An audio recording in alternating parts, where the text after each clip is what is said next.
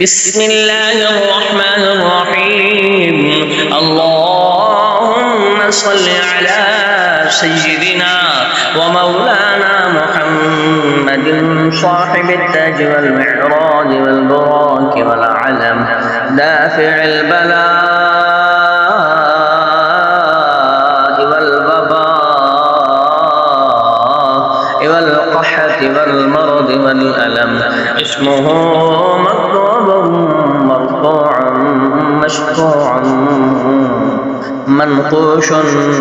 في اللوح والقلم سيد العرب والعجم جسمه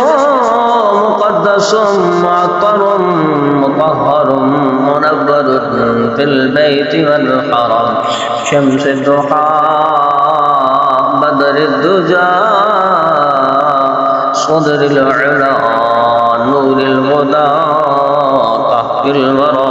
مصباح السلم جميل الشيم شفيع الأمم صاحب الجود والكرم والله عاصمه وجبريل خادمه والبراق مركبه والمعراج سفره وسدرة المنتهى مقامه وقاب قوسين مطلوبه والمطلوب مقصوده والمقصود موجوده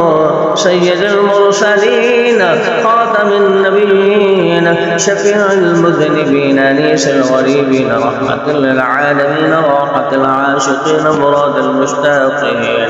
شمس العارفين سراج السالكين مصباح المقربين محب الفقراء والغرباء والمساكين سيد الثقلين نبي الحرمين إمام القبلتين وسيلتنا في الدارين صاحب قاب قوسين محبوب رب المشرقين ورب المغربين جد الحسن والحسين جد الحسن والحسين جد الحسن والحسين جد الحسن والحسين مولانا